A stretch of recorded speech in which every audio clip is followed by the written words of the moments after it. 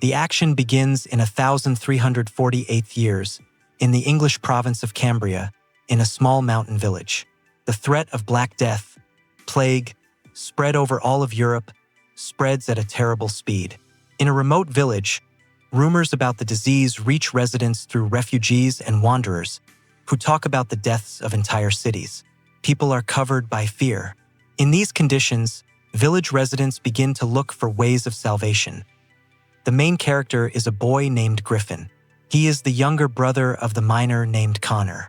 Griffin is known in the village as a gifted prophet with second vision. He claims that in a dream he was open to protect the village from the plague.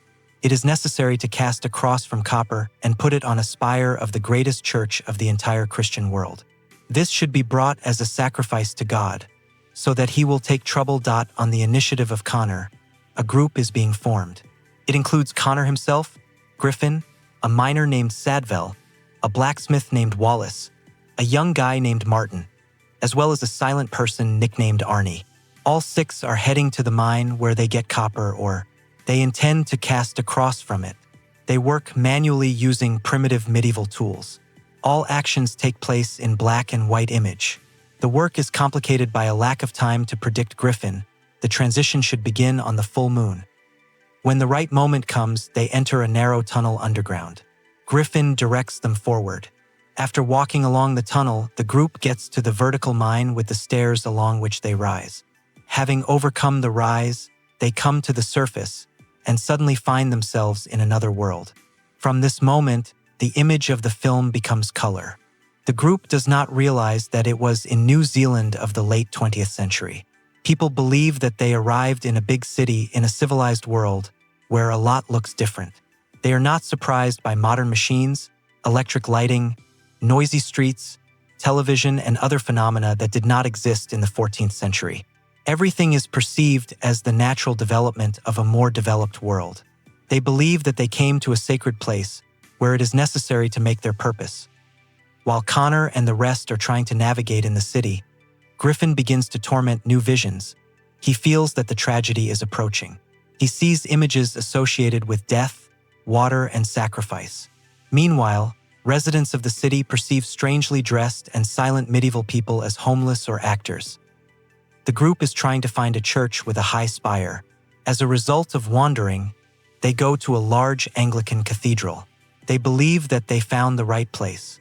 However, it is difficult to get to the top of the spire in the usual way. In this reality, other rules apply.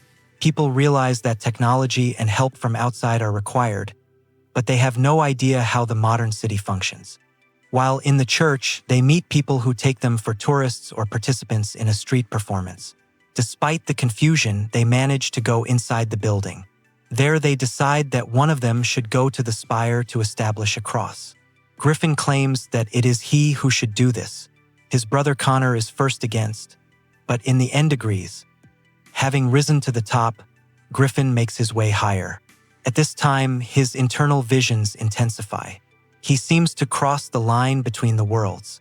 He feels that he is approaching his own death. Despite this, he continues to rise. Having reached the top, he sets the copper cross. At this moment, strange changes occur. Space seems to be distorted. Griffin disappears. The remaining members of the group return to the village through the same underground tunnel by which they came. Residents of the village gather at the church. They see that a copper cross is installed on the spire. People perceive it as a sign that their village will be saved. However, Griffin does not return. His victim remained in another time. Realizing that he gave his life for the sake of the village, everyone is inclined in silent respect.